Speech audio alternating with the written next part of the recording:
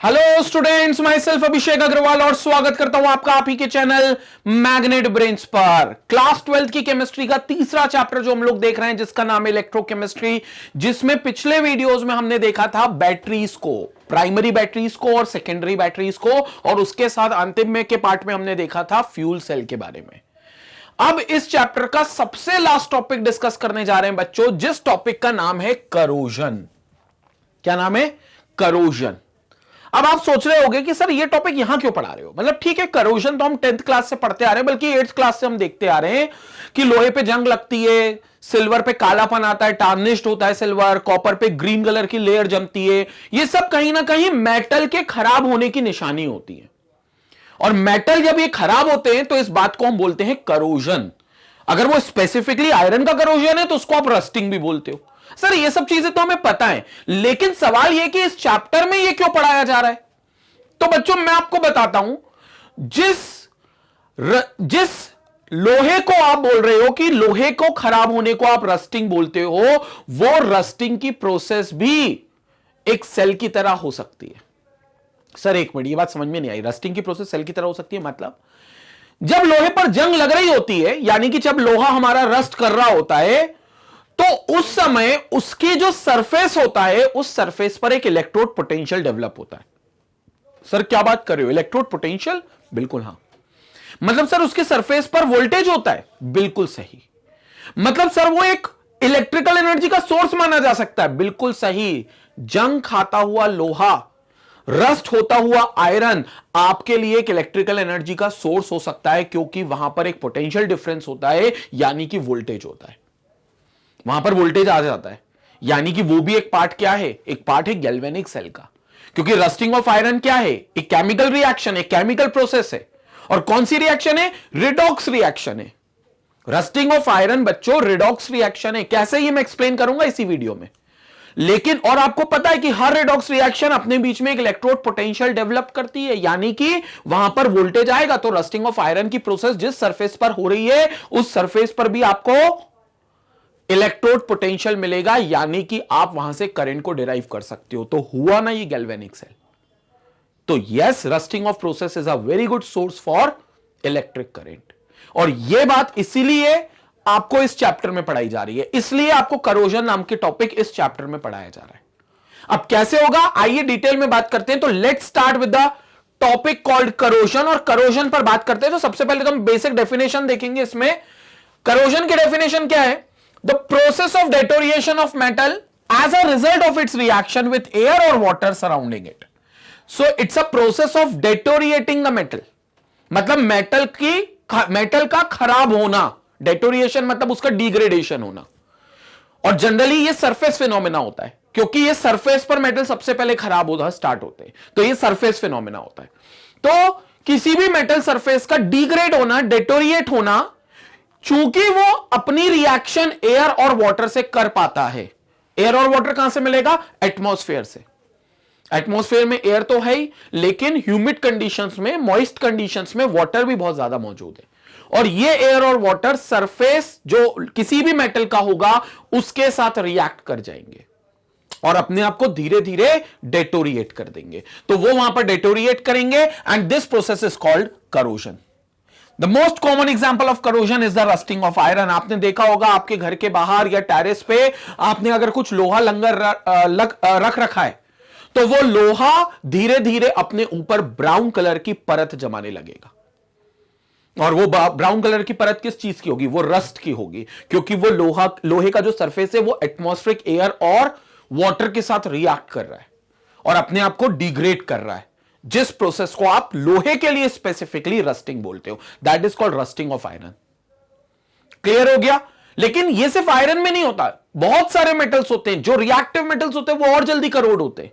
तो बहुत सारे मेटल्स धीरे धीरे अपना सरफेस को खराब करते हैं in the presence of air and water from the atmosphere, और ये अपने सरफेस को खराब करने की प्रोसेस को करोजन बोला जाता है। अगर वो स्पेसिफिकली आयरन की होगी तो उसे रस्टिंग बोला जाएगा। क्लियर हो गया? ये है बेसिक डेफिनेशन रस्टिंग की। ये आपकी इमेजेस देखी आपने, इसलिए आप कई बार क्या करते हो, जैसे ये आयरन की चेन है तो ये इस तरीके से जंग खाएगी, देखो सब ब्राउन कलर की कोटिंग्स हो गई। लेकिन कुछ आपने इधर देखे होंगे, आपने उसको पेंट कर दिया, तो पेंट करने से क्या हो गया, इसको रस्ट खाने से बचा लिया। देखो रस्टिंग बुरी चीज है, क्योंकि आपका जो आयरन है, जो कोर आयरन है, वो अपनी प्रॉपर्टी खो रहा है, वो डिग्रेड हो रहा है, अपनी क्वालिटी गिरा रहा है वो। तो आप नहीं चाहते लोहा अपनी क्वालिटी गिराए, क्योंकि दिक्कत क्या होगी, अगर लोहा अपनी क्वालिटी गिराएगा तो लोहे का इस्तेमाल हम लोग कंस्ट्रक्शन पर्पसेस में करते हैं। जो मॉडर्न कंस्ट्रक्शन होते हैं उसमें आयरन के पिलर्स होते हैं, आयरन के कॉलम्स डाले जाते हैं, और अगर लोहा जंग खा गया तो वो अंदर ही अंदर डिग्रेड कर रहा है अपने आप को, तो फिर वो एक बड़े हादसे को जन्म दे सकता है। किसी दिन भी बड़ा एक्सीडेंट हो सकता है। जो ब्रिजेस बनाते हो आप पिलर्स के दम पे, जो मेट्रो के ट्रैक्स बनते हैं, रेलवे मेट्रो ट्रेन्स के ट्रैक्स जो बनते हैं, जो रेलवेज होते हैं, जो रेलवे पूरे उनका जो ट्रैक चलता है वो आयरन पे चलता है, तो इससे एक बड़ा हादसा हो सकता है, क्योंकि वो आयरन डिग्रेड हो सकता है। तो आपको उसको बचाना भी होता है। हालांकि प्रिवेंशन ऑफ करोजन कैसे होगा ये हम डिटेल में डिस्कस करेंगे, लेकिन यस आपको करोजन को बचाना भी होता है। सारी बातें बहुत डिटेल में करेंगे। पहले आप इसका स्क्रीनशॉट ले लो, फिर हम लोग और आगे चलते हैं। स्क्रीनशॉट लो आप पहले।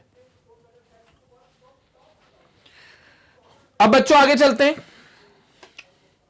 Corrosion example, tarnishing of silver, development of green coating on copper and bronze.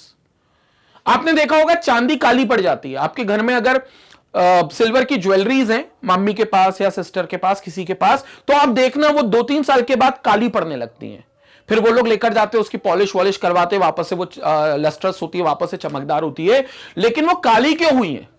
क्योंकि सिल्वर ने भी एटमॉस्फेरिक एयर में मौजूद हाइड्रोजन सल्फाइड से रिएक्शन करी और सिल्वर सल्फाइड बना लिया। क्या बना लिया? Silver sulphide. तो उस सिल्वर सल्फाइड के बनने की वजह से वो क्या करेंगे, वहां पर ब्लैक कलर के अपना एक ब्लैक लेयर डिपॉजिट कर लेंगे, जिसको हम समझते हैं कि वो सिल्वर टार्निश्ड हो गया सिल्वर सल्फाइड के फॉर्मेशन से। वैसे ही सेम आप देखोगे development of green coating on copper and bronze. आपने देखा होगा घर में अगर आपके कॉपर के बर्तन होंगे, जनरली पूजन पाठ में हम लोग कॉपर के बर्तन का इस्तेमाल करते हैं, तो समय के साथ वो कॉपर के बर्तन ग्रीन कलर की कोटिंग डिपॉजिट करने लगते हैं अपने सरफेस पे, और बहुत जल्दी करते हैं। मतलब आपको 3-4 दिन में ही कोटिंग दिख जाएगी। अगर आपने कॉपर के बर्तन को एटमॉस्फेयर में छोड़ रखा है तो वो बहुत जल्दी ग्रीन कलर की कोटिंग बना लेगा। क्यों बना लेगा? क्योंकि वो बना लेगा एक copper carbonate, basic hydroxide of copper carbonate, CuCO3.CuOH whole twice, CuCO3.CuOH whole twice। ये जो होता है ये ग्रीन कलर का होता है, this is of green colour. तो इसकी वजह से वो क्या होता है, वो जो कॉपर होता है उसके सरफेस पे आपको ग्रीन कलर की लेयर डिपॉजिट होती है, और आप इसको भी करोजन कहते हो, क्योंकि कॉपर ने अपने सरफेस को रिएक्ट करवा लिया और कॉपर की जगह कोई और सब्सटेंस बना लिया, जो कि ग्रीन कलर का ये सब्सटेंस है, इसलिए इसको करोजन ऑफ कॉपर बोलते हैं। तो this is corrosion. Corrosion is an electrochemical phenomena. अब ये इलेक्ट्रोकेमिकल फिनोमेना, ये बोलने लगे, ये देखो करोजन आप दिख रहा है, ये बेसिकली कॉपर, ये ग्रीन कलर की लेयर, ये कॉपर का कॉइन है बहुत पुराना, और इसमें ग्रीन कलर की कोटिंग हो गई। But it's an electrochemical phenomena. Electrochemical phenomena अब ये क्यों बोल रहे हैं? क्योंकि भैया इलेक्ट्रोकेमिकल फिनोमेना इसलिए बोल रहे हैं क्योंकि यहां पर एक रिडॉक्स रिएक्शन इन्वॉल्व है। करोजन जब भी किसी मेटल का होता है तो 100% वहां पर रिडॉक्स रिएक्शन इन्वॉल्व होती है, और वो रिडॉक्स रिएक्शन 100% आपको एक इलेक्ट्रोड पोटेंशियल यानी कि वोल्टेज निकाल कर देगी, क्योंकि there will be in every redox reaction there will be a transfer of electron. तो वहां पर क्योंकि इलेक्ट्रॉन का ट्रांसफर होगा तो वहां पर आपको एक वोल्टेज मिलेगा, एक पोटेंशियल आउटपुट मिलेगा, जिसमें आप इलेक्ट्रिक करंट को डिराइव कर सकते हो। इसलिए बोला गया कि इलेक्ट्रोकेमिकल फिनोमेना है, मतलब इसमें केमिकल रिएक्शंस भी हैं और इससे इलेक्ट्रिसिटी को इलेक्ट्रिक करंट को आप डिराइव भी कर सकते हो। In corrosion, a metal is oxidized by the loss of electrons and leads to the formation of oxides। और इस corrosion के दौरान मेटल जनरली ऑक्सीजन से रिएक्ट करता है, तो मेटल ऑक्सीजन से रिएक्ट करके मेटल ऑक्साइड बना लेगा, या ये कह सकते हो कि मेटल इलेक्ट्रॉन को लूज कर देगा, यानी कि अपने आप को ऑक्सीडाइज कर देगा। तो ये लिखा हुआ है कि मेटल अपने आप को ऑक्साइड बना लेगा बाय लूजिंग इलेक्ट्रॉन्स। तो वो इलेक्ट्रॉन जब लूज करेगा तो ऑक्सीजन से रिएक्ट कर जाएगा, ऑक्सीजन से रिएक्ट कर जाएगा तो मेटल ऑक्साइड बना लेगा। लेकिन वो लूज करा गया इलेक्ट्रॉन कोई तो गेन करेगा, ऐसा तो नहीं कि कहीं बाहर फेंका जाएगा, नहीं। वो मेटल जो इलेक्ट्रॉन लूज करेगा ऑक्सीडेशन के दौरान, वो कोई तो गेन करेगा उसी जगह पर, उसी सरफेस पर, और इस वजह से वो एक कंप्लीट रिडॉक्स रिएक्शन होगी, क्योंकि लूज करने वाला इलेक्ट्रॉन ऑक्सीडेशन दिखा रहा है और लूज जो इलेक्ट्रॉन कर रहा है वो पार्ट ऑक्सीडेशन हो रहा है, और जो इलेक्ट्रॉन को गेन करेगा वो वाला पार्ट रिडक्शन दिखाएगा। तो यहां ऑक्सीडेशन और रिडक्शन दोनों होंगे, इसलिए इस बात को हम क्या नाम देंगे, रिडॉक्स रिएक्शन। और रस्टिंग ऑफ आयरन में मैं ये बहुत डिटेल में बताऊंगा, इनफैक्ट मैं वोल्टेज भी बताऊंगा कि इलेक्ट्रिक करंट में इतना इलेक्ट्रिक पोटेंशियल आपको देखने को मिल सकता है रस्टिंग ऑफ आयरन के दौरान, उस प्रोसेस के दौरान। क्लियर हो गया?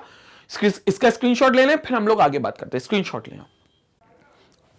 तो क्लियर हो गया स्टूडेंट, ये है करोजन, जो हमने बेसिक जगह पर, मतलब बेसिक कंसेप्ट में ये देखा कि कहां कहां क्या क्या कैसे कैसे करोजन हो सकता है।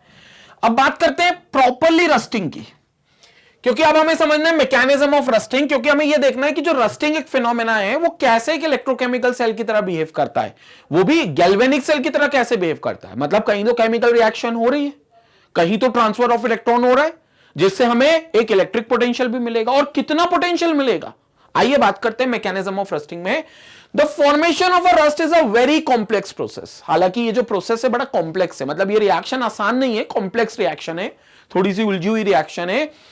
Which begins with the oxidation of iron to ferrous iron, जो शुरुआत होती है जिसमें रिएक्शन की आयरन के ऑक्सीडेशन से। आयरन अपने आप को क्या करता है, ऑक्सीडाइज करता है टू फेरस आयन। अब पहली बात तो फेरस आयन का मतलब क्या है, Fe+2 आयन। देखो दो तरीके के आयन है आयरन के केस में। तो आयरन के पास दो आयन कौन कौन से होते हैं, एक होता है Fe+2 और एक होता है Fe+3। तो दो आयन्स होते हैं, एक होता है Fe+2 और एक होता है Fe+3। जो Fe+2 होता है उसको बोलते हैं फेरस आयन, और Fe+3 जो होता है उसको बोलते हैं फेरिक आयन। एक होता है +2 और एक होता है +3। अब इसको याद कैसे करोगे, बहुत सिंपल सी बात है, जिसमें चार्ज होगा लेस उसमें लगेगा अस, तो जिसमें भी चार्ज होगा लेस उसमें लगाना है अपने को अस। और ये सिर्फ यहां फेरस की बात नहीं है, आगे आपको क्यूपरस भी मिलता है, cuprous, cupric, sulphurous, sulphuric, phosphorus, phosphoric. तो जहां भी अस वर्ड लगेगा वहां पर मतलब आप समझना जो ऑक्सीडेशन नंबर होगा उस एलिमेंट पर, या जो चार्ज होगा वो कम होगा। तो उस जहां पर भी चार्ज लेस होगा वहां लगेगा अस, तो फिर जहां भी ज्यादा होगा वहां लगेगा एक। जहां भी चार्ज ज्यादा होगा फिर वहां ऑटोमेटिकली लग जाएगा एक। तो ये हो गया आपका फेरस आयन, फेरस आयन, और ये हो गया आपका फेरिक आयन। तो ये आपका हो गया फेरिक आयन। हालांकि रस्टिंग में अल्टीमेटली जो आयरन का होगा वो फेरिक आयन ही बनेगा, मतलब आयरन जो अपने आप को कन्वर्ट करेगा वो फेरिक आयन में ही कन्वर्ट करेगा। लेकिन शुरुआती दौर पे स्टार्टिंग में जहां से रिएक्शन स्टार्ट होगी रस्टिंग की, वहां पर आपका आयरन पहले फेरस में कन्वर्ट होगा, तो वो पहले Fe+2 में कन्वर्ट होगा। तो electrode reactions in rusting of iron, सबसे पहले मैं आपको बता रहा हूं ऑक्सीडेशन ऑफ एनोड, यानी कि एनोड जहां पर ऑक्सीडेशन होता है वहां क्या होगा, Fe जो होगा वो अपने अंदर से 2 इलेक्ट्रॉन निकालेगा, so it will lose 2 electrons and will get converted itself into Fe+2। तो सिंपल सी बात है, Fe ने 2 इलेक्ट्रॉन अपने अंदर से निकाले और अपने आप को पहले Fe+2 में कन्वर्ट कर लिया। हालांकि Fe+2 से आगे कहानी जाएगी Fe+3 में, वो बात की बात है, लेकिन अभी फिलहाल Fe+2 में बना, और इसकी ऑक्सीडेशन पोटेंशियल जो है वो है 0.44 वोल्ट, 0.44 वोल्ट। लेकिन याद रखना ऑक्सीडेशन है, हम ऑक्सीडेशन लिखते हैं क्या, नहीं सर हम तो रिडक्शन मानते हैं, तो अपन रिडक्शन पोटेंशियल लिखते हैं, और रिडक्शन पोटेंशियल क्या हो गया, E0 reduction -0.44 volt.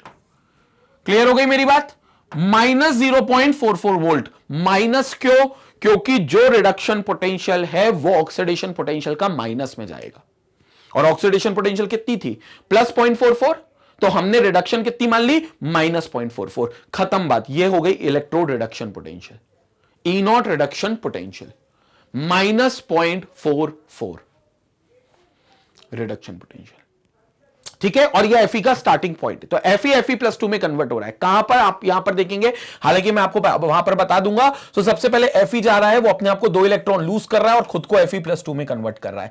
Fe 2 electron lose कर रहा है, खुद को Fe+2 में कन्वर्ट करता जा रहा है। क्लियर हो गया, इसका स्क्रीनशॉट लेंगे, आगे रिएक्शन कैथोड की बतानी बाकी है, आप स्क्रीनशॉट लो जब तक। अब यहां पर देखेंगे रिडक्शन एट कैथोड। कैथोड वो जगह होती है जहां रिडक्शन होगा, मतलब जाहिर सी बात है यहां पर होगा गेन ऑफ इलेक्ट्रॉन, तो यहां पर जो भी होगा वो इलेक्ट्रॉन को गेन करेगा, so it will have a gain of electron. अब करेगा कौन, ध्यान से देखना, इस आयरन ऑब्जेक्ट के आसपास यहां एटमॉस्फेयर है, this is what we have as an atmosphere. तो ये आयरन ऑब्जेक्ट के पास एटमॉस्फेयर है, और इस एटमॉस्फेयर में आपकी डिफरेंट गैसेस होंगी, जिसमें आपका एक पार्ट होगा CO2 और एक पार्ट होगा H2O का, carbon dioxide plus water. Carbon dioxide और वाटर वहीं पर मिलेंगे और अपने आप को कन्वर्ट कर लेंगे कार्बोनिक एसिड में। किस एसिड में? कार्बोनिक एसिड में। और कार्बोनिक एसिड में कन्वर्ट होंगे तो जाहिर सी बात है एसिड है तो H+ रिलीज करेगा ही करेगा। मतलब ये ऑटोमेटिकली वहां पर स्पॉन्टेनियसली ये प्रोसेस होता रहेगा एटमॉस्फेयर में। आयरन ऑब्जेक्ट के पास जो एटमॉस्फेयर है, जैसे लोहा यहां रखा हुआ है, इसका सरफेस यहां पर है, तो इसके ऊपर जो एटमॉस्फेयर वायुमंडल की जो लेयर बनी हुई है, जो परत वहां पर है वायुमंडल की, उसमें ये रिएक्शन होगी। Carbon dioxide plus H2O will form carbonic acid, और वो कार्बोनिक एसिड वाटर में क्योंकि डाइल्यूटेड रहेगा तो वो H+ आयंस भी रिलीज कर देगा, वो H+ आयंस भी रिलीज कर देगा। ये H+ आयंस क्या करेंगे? जो Fe ने इलेक्ट्रॉन लूज किया था एनोड पर, उनको गेन कर लेंगे। मतलब ये जो दो इलेक्ट्रॉन लूज हो रहे हैं, ये वो H+ धीरे धीरे गेन कर लेंगे। ये देखो ये H+ है, वो धीरे धीरे गेन कर लेंगे, और H+ इलेक्ट्रॉन को गेन करके सिंपल H एटम में कन्वर्ट होंगे। कहां पर? एटमॉस्फेयर में ही, क्योंकि सब कुछ एटमॉस्फेयर में ही अभी। तो वो एटमॉस्फेयर पे कन्वर्ट कर लेंगे अपने आप को सिंपल हाइड्रोजन एटम्स में, which there then and there combines with oxygen gas to form water. तो भैया कुछ नहीं हुआ, देखो Fe ने 2 इलेक्ट्रॉन लूज करे, ये 2 इलेक्ट्रॉन गए हाइड्रोजन H+ के पास, 2 और 2 कह लो 4 गए, जितने भी जाते जा रहे हैं, जितने, क्योंकि एक Fe तो होगा नहीं, बहुत सारे Fe के एटम्स रिलीज करते जाएंगे, तो हर बार 2 इलेक्ट्रॉन मिलता जाएगा। H+ उन 2 इलेक्ट्रॉन को गेन करेगा, तो H+ will gain 2 electron and will react with half of O2। Half of O2 कहां से मिलेगा? यहीं से मिलेगा इनको, और किस में कन्वर्ट कर लेंगे? H2O में कन्वर्ट कर लेंगे। तो they will convert themselves into H2O। तो यहां पर आपका ये H2O बन गया, अगर आपको दिख रहा हो तो ये H2O यहां पर बन गया। तो overall reaction H+ will gain 2 electrons, half O2 and H2O में कन्वर्ट होगा। अब यहां पर ध्यान से देखना, रिडक्शन पोटेंशियल जो होगा ये कायदे में देखा जाएगा वाटर का, ये हाइड्रोजन का नहीं है। किया हाइड्रोजन ने, लेकिन हाइड्रोजन किस में प्रेजेंट था? हाइड्रोजन प्रेजेंट था वाटर के अंदर, तो ये रिडक्शन पोटेंशियल यहां वाटर का माना जाएगा। हाइड्रोजन का होता तो 0 वोल्ट होता, लेकिन चूंकि वाटर का है तो वोल्टेज कितना आ गया? 1.23 वोल्ट्स, यानी कि रिडक्शन पोटेंशियल कितना आ गया? 1.23 वोल्ट्स, क्योंकि वाटर का फॉर्मेशन हो रहा है, तो ये वाटर का रिडक्शन पोटेंशियल आ गया। तो ये कितना आ गया? 1.23 वोल्ट्स, और ये रिडक्शन पोटेंशियल है तो इसको रिडक्शन ही रहने देंगे, ये आ गया 1.23 वोल्ट। अब नेट रिएक्शन क्या हो गई इससे? इधर समझेंगे नेट रिएक्शन को, तो पूरी रिएक्शन को ऐड कर देंगे। पूरी रिएक्शन को जब ऐड करेंगे बच्चों, तो देखना नेट रिएक्शन क्या होगी। सो नेट रिएक्शन क्या होगी, मेरी बात को समझना। ये है हमारी कैथोड की रिएक्शन, मैं एक एनोड की रिएक्शन भी लिख देता हूं जो पिछली स्लाइड में, लेकिन इस स्लाइड में भी लिख देता हूं। Fe getting converted into Fe+2 by losing 2 electrons, and this time the reduction potential is -0.44 volt. Clear हो गया? E0 reduction potential is -0.44 volt, that's it. तो अब क्या करते हैं? दोनों को ऐड करते हैं। तो यहां पर एक Fe, यहां पर एक 2H+, हाफ O2 और 2 इलेक्ट्रॉन तो कैंसिल हो जाएंगे, पहले इसको कैंसिल कर दो। ये 2 इलेक्ट्रॉन इस 2 इलेक्ट्रॉन से कैंसिल हो गए। अब क्या बचा आपके पास? Fe बचा, तो ये लिखा Fe, ये लिख दिया हमने Fe। यहां 2H+, तो 2H+, half O2, half O2, 2 electron तो कैंसिल हो गए, गिव्स Fe+2, तो ये Fe+2 प्लस H2O, तो प्लस H2O ये आ गया। और रिडक्शन पोटेंशियल कैसे निकलेगा? Cell potential. अब ये तो पूरा सेल पोटेंशियल होगा, क्योंकि एनोड और कैथोड दोनों को ऐड कर दिया। और सेल पोटेंशियल कैसे निकलता है जल्दी बताओ? E0 cathode minus E0 anode, तो cell potential will be equal to E0 cathode minus E0 anode. बोलो E0 कैथोड कितना है? कैथोड का पोटेंशियल 1.23, तो 1.23 माइनस ऑफ -0.44, क्योंकि ये पोटेंशियल कितना है? माइनस ऑफ 0.44, तो -0.44 वोल्टेज। क्या समझ में आ गया? तो ये पोटेंशियल आ गया -0.44 वोल्टेज। ऐड का हो जाएंगे माइनस माइनस प्लस 1.67 वोल्ट, ये पोटेंशियल आ गया। अच्छा है ये पोटेंशियल, बुरा नहीं है। 1.67 वोल्ट का पोटेंशियल अच्छा माना जाता है। मेरी बात समझ में आ रही है? ये पोटेंशियल आपको मिल रहा है यहां पर रिएक्शन से। क्लियर हो गया? तो ये आपका ये रिएक्शन है। अभी अभी रस्ट फॉर्मेशन नहीं हुआ, अभी रस्ट आधे में ही है, क्योंकि रस्टिंग जब होगी जब Fe+3 आयंस बना लेगा। तो अभी तो सिर्फ Fe के +2 आयंस है, अब ये Fe+2 आयंस फर्दर ऑक्सीडाइज हो जाएंगे अपने आप को ऑक्सीजन और वाटर की प्रेजेंस में, और Fe+3 आयंस में कन्वर्ट कर लेंगे, जो एक रस्ट फॉर्मेशन करेंगे। बट जो मेन रिएक्शन थी एनोड और कैथोड पे, वो यहां पर कंप्लीट हो गई है। ये एनोड और कैथोड पे रिएक्शन। अब बस ब्राउन कलर का जो वो केमिकल सब्सटेंस बनता है रस्ट, वो बनना बाकी है, लेकिन ये रिएक्शन तो यहां कंप्लीट हो चुकी है इलेक्ट्रोड पोटेंशियल वाली, और इतना इलेक्ट्रोड पोटेंशियल आपको रस्टिंग के दौरान मिल रहा है। जल्दी से स्क्रीनशॉट लेंगे, फिर मैं आपको रस्ट का फॉर्मेशन बताता हूं। This is mechanism of rusting, और इलेक्ट्रोड पोटेंशियल कितना निकल रहा है ये बताने का ये तरीका था। जल्दी से स्क्रीनशॉट लें। क्लियर हो गया बच्चों यहां पर? नाउ द Fe+2 आयंस, जो Fe+2 आयंस हैं, so formed move through water and reach at the surface of iron where they are oxidized to Fe+3 ions. तो जो Fe+2 ions है, they are moved through water and reach to the surface of iron. Iron के surface पर आते हैं जहां वो Fe+3 ions में और अपने आप को ऑक्सीडाइज करते हैं। किसकी वजह से? By atmospheric oxygen and constitute the rust which is hydrated ferric oxide. तो देखो Fe+2 है, ये किसके साथ आ गया? हाफ O2 के साथ, जहां जो एटमॉस्फेयर से मिला, और 2H2 जो एटमॉस्फेयर से मिला, और अपने आप को कन्वर्ट कर लेगा Fe2O3 प्लस 4H+ आयंस निकलेंगे। ये जो Fe2O3 होगा, ये XH2O के साथ और डिसॉल्व होगा, हाइड्रेट कर लेगा अपने आप को। XH2O मतलब मॉइस्चर कितना प्रेजेंट है, वाटर ऑफ क्रिस्टलाइजेशन जिसको आप बोलते हो, जो उस आयरन ऑब्जेक्ट के आसपास जितना भी मॉइस्चर होगा उस पर बेस्ड होगा। X की वैल्यू यहां पर बताई नहीं गई है, क्योंकि वो मॉइस्चर वेरी करता है। गर्मियों में मॉइस्चर की वैल्यू कम होगी, सर्दियों में बारिश के मौसम में ज्यादा होगी, और इसलिए बारिश के मौसम में रस्टिंग का रेट ऑफ रिएक्शन तेज हो जाता है, वो तेज हो जाती है रस्टिंग, जबकि गर्मी में रस्टिंग स्लो डाउन हो जाती है।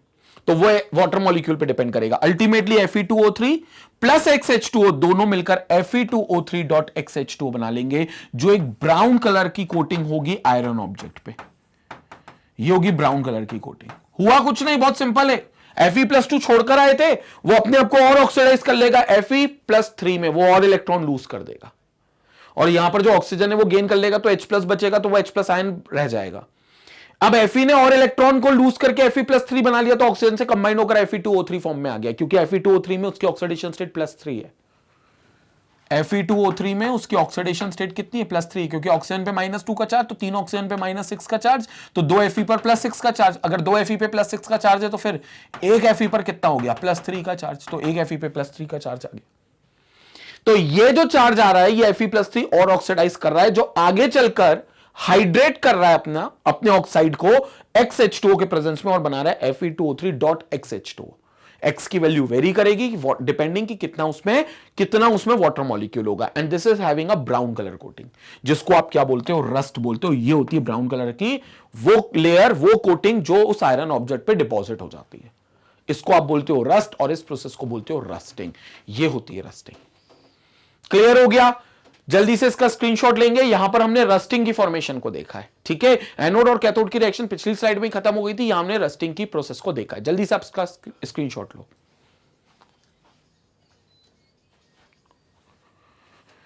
अब बच्चों आगे बात कर लेते हैं। ये था पूरा मैकेनिज्म, ये आप देख लो।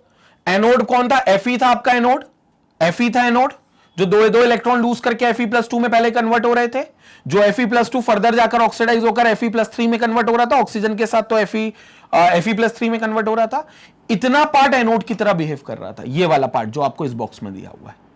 ये रस्टिंग है, ये ब्राउन कलर की कोटिंग है, जो Fe अपने आप को और ऑक्सीडाइज करेगा Fe+3 में, तो वो Fe2O3 बना लेगा। ये Fe+3 है Fe2O3 के रूप में, और इसके साथ वाटर भी ऐड हो जाएगा XH2, तो ये ब्राउन कलर की कोटिंग यहां पर जम जाएगी। ये ब्राउन कलर की कोटिंग उन्होंने दिखा दी। वहीं कैथोड पर कौन होगा? कैथोड पर आपका H+ जो बनेगा, कहां से बनेगा? ये कार्बोनिक एसिड से बनेगा। ये H+ इलेक्ट्रॉन को गेन कर लेगा, और इलेक्ट्रॉन को गेन करके ये वाटर फॉर्मेशन कर लेगा। तो कह सकते हो ये जो वाटर है, ये यहां पर आकर Fe2O3 के साथ रिएक्ट कर रहा है, आप ऐसा भी मान सकते हो। तो यहां पर कौन है? कार्बोनिक एसिड का H+। तो क्या हुआ? पहले तो CO2 था, ये कैथोड की बात बता रहा हूं मैं आपको, कैथोड की बात बता रहा हूं। CO2 था हवा में, हवा में ही H2O था, दोनों ने मिलकर H2CO3 कार्बोनिक एसिड बना लिया। H2CO3 अपने आप को पानी के अंदर एक्वस मीडियम में डिसोसिएट करेगा और बना लेगा H plus plus HCO3 minus. अब ये H प्लस तो बन गया, ये रहा H प्लस। ये क्या करेगा? H प्लस, जो आयरन ने इलेक्ट्रॉन लूज किए थे, 2H प्लस 2 इलेक्ट्रॉनों को गेन करके H एटम बना लेंगे और ये H एटम ऑक्सीजन से रिएक्ट करेगा, ये रहा ऑक्सीजन, इससे रिएक्ट कर H2O बना लेगा और कह लो यही H2O यहां आकर हाइड्रेट करेगा इस Fe2O3 को। Fe2O3 अलग चल रहा है, Fe2O3 Fe+2 के और ऑक्सीडेशन से Fe+3 आयंस के रूप में आया है और उसने अपने आप को और हाइड्रेट कर लिया उसी वाटर से, तो यहां पर ये ब्राउन कलर की कोटिंग बन गई। ये हो गई आपकी पूरी मैकेनिज्म। ये एक ओवरव्यू फिर से मैंने दे दिया मैकेनिज्म का, वहां हम समझ चुके हैं, यहां पर एक बार और सीधा सीधा तरीके से समझा दिया। क्लियर हो गया? जल आपको इसका स्क्रीनशॉट ले लो। इसके बाद फिर हम लोग आगे देखते हैं कि क्या हम इस रस्टिंग को बचा सकते हैं, क्योंकि ये बुरी चीज है। मतलब अच्छी चीज तो सेंस में कि आपको वोल्टेज मिल रहा है, आप इलेक्ट्रिक करंट को डिराइव कर सकते हो, लेकिन इलेक्ट्रिक करंट के और भी अच्छे सोर्स है। काहे को अपना लोहा खराब करना? लोहा भी भैया आजकल महंगा होता जा रहा है, तो लोहे को खराब करके हमें आगे इलेक्ट्रिकल एनर्जी कॉस्ट मिल रही है, तो इतना एडवांटेजियस चीज नहीं है ये, इसलिए हम रस्टिंग को बचाने की भी कोशिश करते हैं। अब सवाल आता है आप उसको बचा कैसे सकते हो, तो बात करते हैं उसको बचाने की। पहले आप इसका स्क्रीनशॉट ले लो जल्दी से। तो स्टूडेंट ये हो गया यहां पर रस्टिंग खत्म। अब भाई साहब आपको रस्टिंग को बचाना है, ये मत सोचो कि इससे वोल्टेज मिल रहा है तो फायदेमंद चीज है, इलेक्ट्रिक करंट मिल जाएगा, घर के बिजलियां जला लेंगे, पंखे ट्यूबलाइट जल जाएंगे, कुछ नहीं होने वाला। तो तुम्हें रस्टिंग को तो बचाना है, ये बात याद रखना। तो रस्टिंग को आपको बचाना है। अब रस्टिंग को बचा कैसे सकते हो? This is prevention of corrosion, ठीक है ना? करोजन ही बता रहा हूं मैं प्रिवेंट करने को। रस्टिंग मतलब करोजन बड़ी क्लास है, किसी भी मेटल को बचाना है तो वो आप उसके मेथड्स देख रहे हो जिसमें रस्टिंग भी इंक्लूड होगा कि रस्टिंग को भी बचा सकते हो। So corrosion prevention is of prime importance, सबसे महत्वपूर्ण है, प्राथमिकता है कि हम उसको बचा सके। This not only saves money, इससे ना सिर्फ पैसा बचेगा। पैसा क्यों बच सकता है? क्योंकि भाई साहब मेटल जो आपका है वो खराब नहीं होगा, और अगर मेटल खराब नहीं होगा तो आपका पैसा बच जाएगा। But also helps in preventing accident such as bridge collapse. मैंने आपको कहा था अभी जो मॉडर्न कंस्ट्रक्शन है जिसमें ब्रिज बनाने होते हैं, मेट्रो के पिलर्स जो बनते हैं, रेलवे ट्रैक्स जो बनते हैं, वो सब आपके आयरन पे बन रहे हैं, आयरन ऑब्जेक्ट्स पे। तो उसको आप करोड़ नहीं होने दे सकते, नहीं तो क्या होगा, किसी दिन ब्रिज कोलैप्स हो गया तो भाई साहब कहानी खत्म हो जाएगी। और फेलियर ऑफ अ की कंपोनेंट ड्यू टू करोजन, और किसी भी मशीन का कोई की कंपोनेंट फेल हो गया तो कोई बड़ा एक्सीडेंट फैक्ट्रीज इंडस्ट्रीज में हो सकता है, क्योंकि जो मशीन्स होती हैं वो भी आयरन की होती हैं और उसमें जो स्क्रूज नट्स ये सब जो चीजें लगती हैं वो भी आयरन की लगती है। तो आप आयरन को करोड नहीं होने दे सकते, आपको बचाना पड़ेगा। Few methods for the prevention of corrosion are, या तो आप बैरियर प्रोटेक्शन कर लो, ये एक पहला मेथड है, सैक्रिफिशियल प्रोटेक्शन कर लो, या फिर कैथोडिक प्रोटेक्शन कर लो। अब ये तीन अलग प्रोटेक्शन है। हालांकि एक और होता है जिसमें आप अलॉय भी बना सकते हो, ये आपने 10th क्लास में पढ़ा होगा अलॉय वाले सेगमेंट में, कि आप किसी मेटल के साथ मिक्सचर करके उसकी प्रॉपर्टी चेंज कर सकते हो। और मेटल का मिक्सचर या मेटल और नॉन मेटल के मिक्सचर को आप अलॉय बोलते हो। जैसे आयरन को आप कार्बन के साथ मिलाकर स्टील बना लेते हो, आपके घरों में जो बर्तन है वो स्टील के बर्तन है, वो कभी जंग नहीं खाते क्योंकि वो आयरन नहीं है, वो आयरन के साथ कार्बन का होमोजीनियस मिक्सचर यानी कि सोल्यूशन है, जिसको आप अलॉय बोलते हो। क्लियर हो गया? तो वो एक और मेथड है, लेकिन मेन मेथड जो हमारे अभी इस चैप्टर में वो है बैरियर प्रोटेक्शन, सैक्रिफिशियल प्रोटेक्शन और कैथोडिक प्रोटेक्शन। क्या होती है प्रोटेक्शंस, डिटेल में बात करते हैं। पहले इसका स्क्रीनशॉट ले लो, फिर एक सबसे पहले बैरियर प्रोटेक्शन की बात करेंगे, ठीक है? स्क्रीनशॉट लो। अब देखेंगे सबसे पहला कौन सा, बैरियर प्रोटेक्शन। जैसे कि नाम से लग रहा है बैरियर बना देगा ये किसके बीच में, आयरन ऑब्जेक्ट जिसको करोड़ होने से बचाना है और एटमॉस्फेरिक एयर जो उसको करोड़ करना चाहती है। क्लियर हो गया? तो आयरन ऑब्जेक्ट और एटमॉस्फेरिक एयर के बीच में एक बैरियर बना दो। अब वो बैरियर किसका हो सकता है, आप उसको पेंट कर सकते हो। तो पेंट की एक लेयर जो होगी वो एक बैरियर का काम करेगी, एटमॉस्फेरिक एयर को आने नहीं देगी आयरन ऑब्जेक्ट के पास, बच जाएगा करोड़ होने से। कैसे? Metal surface is coated with the substance that does not allow moisture, oxygen and carbon dioxide to come in contact with the metal. तो एक क्या बनेगा, एक ऐसा सब्सटेंस से कोट कर देंगे जो ये अलाउ नहीं करेगा कि जो मॉइस्चर है, ऑक्सीजन है और कार्बन डाइऑक्साइड है, मॉइस्चर है, ऑक्सीजन है और कार्बन डाइऑक्साइड है, वो उसके कांटेक्ट में ना आए, मतलब उस मेटल के कांटेक्ट में ना आए। तो उसमें एक बैरियर एक बनाना पड़ेगा, एक कोटिंग करनी पड़ेगी किसी सब्सटेंस की। Coating substances can be paint हो सकता है, आप पेंट कर दो, ऑयल फिल्म या ग्रीस लगा दो, आप ऑयल या ग्रीसिंग करते ही हो, कई बार आपने देखा होगा बहुत जगह पर आप ऑयलिंग और ग्रीसिंग करते हो, जो ल्यूब्रिकेंट की तरह भी ट्रीट होते हैं, फ्रिक्शन को रिड्यूस करने का काम भी करते हैं और रस्टिंग या करोजन को बचाने का भी काम करते हैं। And the third thing is non corroding metals like nickel and chromium, या फिर आप निकल और क्रोमियम की कोटिंग कर दो। निकल और क्रोमियम कभी भी करोड नहीं होते, लेस रिएक्टिविटी रहती है टुवर्ड्स द एटमॉस्फेरिक एयर, इसलिए वो अपने आप को करोड नहीं करते। तो किसी नॉन करोडिंग मेटल्स के साथ भी आप उसकी कोटिंग कर सकते हो। ये मेथड होते हैं बैरियर प्रोटेक्शन के। क्लियर हो गया? तो आप क्या कर सकते हो इस तरीके से, जैसे ये पेंट्स आपने देखा होगा कई बार पार्क्स में जाते हो तो झूले लगे रहते हैं, लोहे के होते हैं वो सब, आयरन के स्विंग्स होते हैं वो सारे, तो उसी को आप क्या देखते हो, पेंटेड देखते हो। रीजन बीइंग क्यों? क्योंकि वो रस्टिंग ना खाए। रस्ट खाएंगे तो झूले डैमेज होने की हो सकता है स्थिति आ जाए और वो जल्दी से अपने आप को खराब कर लेंगे। क्लियर हो गया? तो ये इसका आपका पेंट करना या बैरियर प्रोटेक्शन किसी भी तरीके से देना आपका इस मेथड में आता है। जल्दी से स्क्रीनशॉट लेंगे, अगली मेथड की बात करते हैं। अब बच्चों आते हैं अगली मेथड पे, सैक्रिफिशियल प्रोटेक्शन। सैक्रिफिशियल प्रोटेक्शन इसका मतलब क्या है?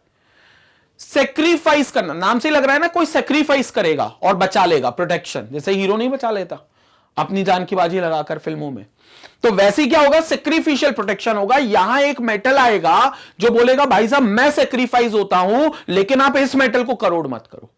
मतलब एटमॉस्फेरिक एयर को वो चेतावनी देता है, बोलता है कि भाई साहब इस मेटल तक आने से पहले तुम्हें मुझसे गुजरना पड़ेगा। वो बॉलीवुड फिल्मों के टिपिकल डायलॉग। तो ये सेक्रीफाइस करेगा मेटल, मतलब वो मेटल खुद अपनी बलि दे देगा, मतलब वो खुद करोड़ हो जाएगा, लेकिन जिस मेटल को वो बचा रहा है वो उसके पीछे है, उसको करोड़ होने नहीं देगा। इसे बोलते हैं सैक्रिफिशियल प्रोटेक्शन। आइए सुनते हैं। Iron metal surface is covered with another metal. Iron metal के ऊपर एक और मेटल लगा दो जो उससे ज्यादा रिएक्टिव होगा, उससे ज्यादा वो आसानी से इजी टू करोड़ हो सकता है, मतलब वो आसानी से करोड़ हो सकता है। Metal use for coating is more electropositive. कहा था ना, ज्यादा रिएक्टिव होगा मतलब ज्यादा इलेक्ट्रोपॉजिटिव होगा, मतलब और आसानी से इलेक्ट्रॉन लूज कर सकता है then iron, and prevents it from losing electrons, और इसलिए वो आयरन को बचा लेता है फ्रॉम लूजिंग इलेक्ट्रॉन्स। तो वो इलेक्ट्रॉन लूज होने नहीं देगा उसके अंदर से, तो वो इलेक्ट्रॉन बिल्कुल भी लूज होने नहीं देगा उसके अंदर से। With the passage of time the more active metal gets consumed, but as long as it present there it protects the iron from rusting। जितना समय, जैसे जैसे समय गुजरता जाएगा, जो ऊपर मेटल है, जो ज्यादा एक्टिव मेटल है, वो अपने आप को करोड कर देगा, लेकिन अंदर वाले मेटल को बचा लेगा। और जब तक वो रहेगा वहां पर ऊपर वाला मेटल, तब तक अंदर वाला मेटल बचा रहेगा। तो हम कहेंगे ऊपर वाले मेटल ने अपनी कुर्बानी दे दी अंदर वाले मेटल को बचाने के लिए। क्लियर हो गया? तो मोर रिएक्टिव मेटल अगर आप लगाओगे किसी एक मेटल जिसको आप बचाना चाहते हो करोजन से, तो वो अपने आप को करोड कर लेगा, लेकिन वो मेटल को बचा लेगा अंदर वाले को। And does not allow even the nearly exposed surface of iron to lose electron. और वो मेटल ऐसा होगा कि अगर कहीं से कोई आयरन का ऑब्जेक्ट कहीं से कोई सरफेस एक्सपोज भी कर रहा होगा तो इलेक्ट्रॉन वहां से नहीं निकलेगा, वो उस मोर एक्टिव मेटल से ही निकलेगा, क्योंकि मोर एक्टिव मेटल ज्यादा रिएक्टिव है एटमॉस्फेरिक एयर के प्रति। तो एटमॉस्फेरिक एयर को आसपास देखकर भी वो रेडिली अपने अंदर से इलेक्ट्रॉन लूज कर देंगे। और आयरन कहीं से लूज कर भी सकता होगा तो नहीं कर पाएगा, क्योंकि वो आयरन पूरी तरीके से सुरक्षित रहेगा, क्योंकि वो ऊपर जो मेटल की कोटिंग है वो उसको बचा लेगी। इसे बोलते हैं सैक्रिफिशियल प्रोटेक्शन। इसे बोलते हैं एक मेटल का सैक्रिफाइस होना एक दूसरे मेटल को प्रोटेक्ट करने के लिए, प्रोटेक्शन फ्रॉम करोजन। क्लियर हो गया? जल्दी से इसका स्क्रीनशॉट लेंगे, फिर हम लोग आगे बात करते हैं। इसके बाद स्टूडेंट देखते हैं सैक्रिफिशियल प्रोटेक्शन में zinc is most commonly used for covering of iron and this process is known as galvanization. आप जिंक की कोटिंग करते हो आयरन पर, और अगर जिंक की कोटिंग करोगे तो 100% इस प्रोसेस का नाम हो जाएगा गैल्वेनाइजेशन। ये स्पेसिफिक प्रोसेस है। वैसे इसको जनरली आप इलेक्ट्रोप्लेटिंग भी बोल सकते हो, क्योंकि इलेक्ट्रोप्लेटिंग में भी आप एक मेटल की कोटिंग दूसरे मेटल के ऊपर करते हो, तो इलेक्ट्रोप्लेटिंग भी बोलते हो। लेकिन अगर वो सिर्फ जिंक की हुई, मतलब आप जिंक की कोटिंग कर रहे हो किसी भी मेटल के ऊपर, स्पेसिफिकली आयरन, तो आप उस प्रोसेस को गैल्वेनाइजेशन बोलते हो। So when zinc is being coated over iron metal so that it prevents the iron metal from corrosion, this process is called galvanization। इस प्रोसेस को आप galvanization बोलोगे। Zinc forms an invisible thin layer of basic zinc carbonate. ये invisible layer बना लेता है zinc carbonate की, ZnCO3.ZnOH whole twice. इसको बेसिक जिंक कार्बोनेट बोलते हैं क्योंकि ये बेस एक पार्ट बनता है और जिंक का एक सॉल्ट बनता है zinc carbonate. On zinc film after coming in contact with the atmosphere. तो ये जिंक एटमॉस्फेयर के साथ बेसिक जिंक कार्बोनेट बना लेता है, यानी कि अपने आप को दूसरी तरीके से केमिकल रिएक्शन, मतलब दूसरा केमिकल सब्सटेंस में कन्वर्ट कर देता है। मतलब केमिकल रिएक्शन वहां पर अकर हो जाती है, लेकिन किसकी? आयरन की नहीं, जिंक की। तो आयरन को फिर Fe2O3.XH2O बनाने की जरूरत नहीं पड़ती, यानी कि रस्ट बनाने की जरूरत नहीं पड़ती, क्योंकि उसके ऊपर का जो मेटल है जिंक, वो ऑलरेडी बेसिक कार्बोनेट बना चुका होता है। तो अंदर का आयरन आयरन के फॉर्म में ही रहता है और सुरक्षित रहता है। क्लियर हो गई ये बात? इसे बोलते हैं सैक्रिफिशियल प्रोटेक्शन। ये हो गई सैक्रिफिशियल प्रोटेक्शन। जिंक ने सैक्रिफाइस करा आयरन की रस्टिंग को प्रोटेक्ट करने के लिए, करोजन से प्रोटेक्ट करने के लिए। ठीक है, जल्दी से इसका स्क्रीनशॉट लेंगे, इसके बाद आगे बात करते हैं।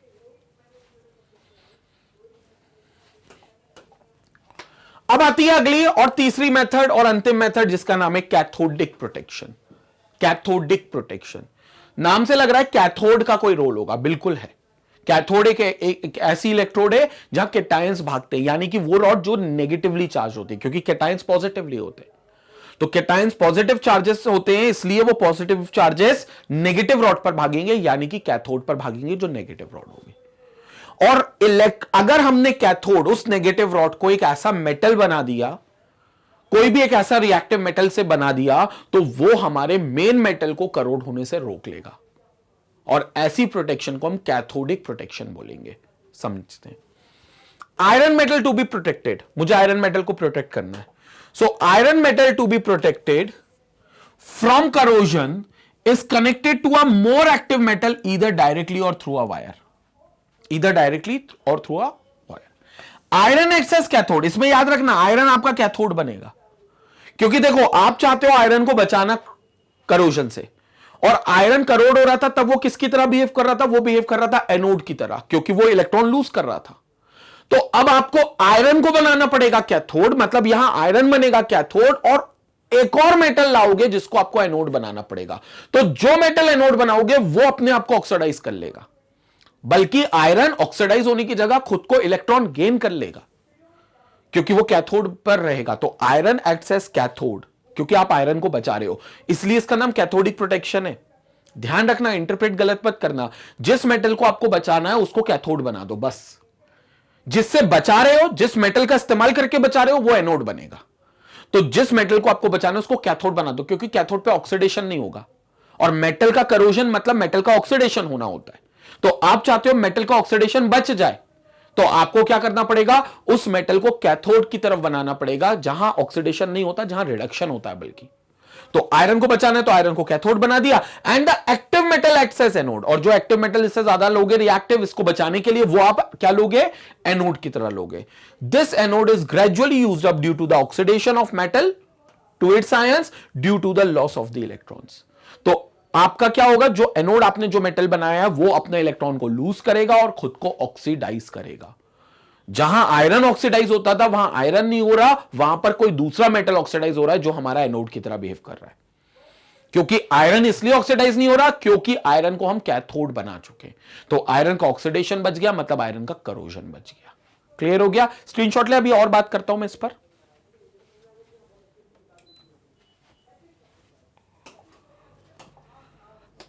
These electrons get transferred through wire and reduce H plus present around the iron, thus iron is protected from rusting. अब ये जो इलेक्ट्रॉन एनोड के मेटल से निकलेगा, वो इलेक्ट्रॉन कैथोड की तरफ जाएगा, लेकिन कैथोड की तरफ एक आयरन है और आयरन के आसपास मौजूद H प्लस है। आपको पता है H प्लस कहां से आया था? करोजन में CO2 एयर से और H2O एयर से मिलकर H2CO3 बन गए थे। ये H2CO3 एक्सेस ऑफ वाटर जो वहीं एटमॉस्फेयर में होगा, उसमें डीकंपोज होकर H प्लस और HCO3 माइनस बन जाएंगे। ये H प्लस क्या था? आयरन से पहले इलेक्ट्रॉन ले रहा था और इसलिए आयरन के आसपास घूम रहा था। उसको मालूम था ये आयरन ऑक्सीडाइज होगा, तो उसको मालूम था कि ये आयरन इलेक्ट्रॉन निकालेगा, ऑक्सीडाइज होगा, तो वो इलेक्ट्रॉन मैं ग्रहण कर लूंगा। ये H प्लस ऐसा सोच रहा था और अपने आप को हाइड्रोजन एटम में कन्वर्ट कर लेगा, जो यही ऑक्सीजन के साथ मिलकर वाटर बना लेगा। क्लियर हो गया? लेकिन हुआ क्या? आयरन अब इलेक्ट्रॉन निकालेगा नहीं, क्योंकि वो एनोड पर है नहीं, वो तो है कैथोड पर। तो ये H प्लस अभी भी इसके पास ही घूम रहा है, इसका साथ छोड़ दे रहा है, इस उम्मीद में आयरन के कि आयरन एक इलेक्ट्रॉन इसको दे देगा। लेकिन आयरन तो अब देगा नहीं, क्योंकि आयरन अब एनोड पे नहीं है, अब आयरन कैथोड पे। लेकिन इसको तो शांत करना पड़ेगा H+ को। तो जो मेटल आपका एनोड पर है, जो मेटल ऑक्सीडाइज हो रहा है, यानी कि जो मेटल इलेक्ट्रॉन को लूज कर रहा है, वो मेटल अब आएगा और इस H+ को वो इलेक्ट्रॉन दे देगा जो इसको चाहिए, और H+ के इस इलेक्ट्रॉन को through wire and reduce H+ present around the iron, और इस H+ को वो इलेक्ट्रॉन मिल जाएगा। सो फ्रॉम एनोड, जहां पर कोई मेटल होगा, जो अपने अंदर से इलेक्ट्रॉन लूज करेगा और अपने आप को M पॉजिटिव में कन्वर्ट करेगा बाय लूजिंग इलेक्ट्रॉन। ये इलेक्ट्रॉन कहां चला जाएगा? H+ के पास चला जाएगा और इसको रिड्यूस कर देगा। तो ये H+ भी अब शांत हो जाएगा वहां पर और आयरन का पीछा छोड़ देगा, क्योंकि अब ये आयरन को नहीं फर्दर ऑक्सीडाइज करने के लिए प्रोत्साहित करेगा। अब ये नहीं करेगा, क्योंकि इसको मिल गया इलेक्ट्रॉन जहां से चाहिए था, इसको एनोड से मिल गया। एनोड पे कौन है? कोई दूसरा मेटल, कोई एक्टिव मेटल जिसको हमने एनोड पे रखा होगा, जो कि अब आयरन तो नहीं है। क्लियर हो गया? तो आयरन बच गया। Magnesium, zinc and aluminium can be used as sacrificial anodes. तो मैग्नीशियम, जिंक या एल्यूमिनियम जो आयरन से ज्यादा रिएक्टिव मेटल्स हैं, वो आपके सैक्रिफिशियल एनोड्स बनेंगे, क्योंकि वो सैक्रिफाइस कर रहे एक तरीके से एनोड पर बनकर, और हमारा आयरन बच गया क्योंकि हमने उसको कैथोड पे बना दिया। तो कैथोडिक प्रोटेक्शन इसे बोलते हैं। तो हमारा वो एनोड पर जो मेटल सैक्रिफाइस होगा वो मैग्नीशियम हो सकता है, जिंक हो सकता है, एल्यूमिनियम हो सकता है। जनरली मैग्नीशियम जो होता है, it is often employed in cathodic protection of underground pipes in moist soils and storage tanks.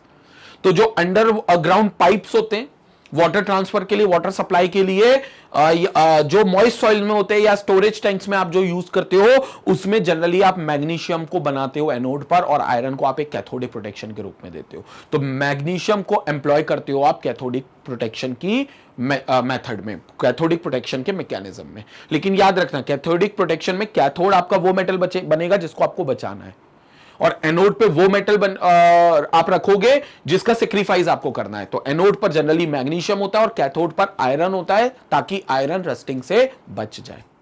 तो आपको जो मेटल है वो आपको मैग्नीशियम मेटल को एनोड पे बनाना पड़ेगा, और ये करते भी हो जब आप अंडरग्राउंड पाइप्स की बात करते हो। अंडरग्राउंड पाइप्स क्योंकि आयरन के होते हैं, जो बहुत ही मॉइस्ट सॉइल में होते हैं, यानी कि बहुत ही नमी जिस मिट्टी में होती है उस मिट्टी में होते हैं, या फिर वाटर स्टोरेज टैंक्स में होते हैं। तो उनको दोनों तरफ से पानी मिलेगा तो वो अपने आप को रस्ट कर सकते हैं, जिससे वो पाइपलाइन टूट सकती है और बहुत ज्यादा नुकसान हो सकता है। इसलिए मैग्नीशियम को वहां पर एम्प्लॉय किया जाता है in the form of anode, ताकि वो कैथोडिक प्रोटेक्शन से आयरन को बचा ले। क्लियर हो गया बच्चों? ये सारी चीज कंसेप्ट क्लियर हो गया कैथोडिक प्रोटेक्शन को लेकर? जल्दी से इसका स्क्रीनशॉट लेंगे, इसके बाद हम वीडियो को कंक्लूड करते हैं।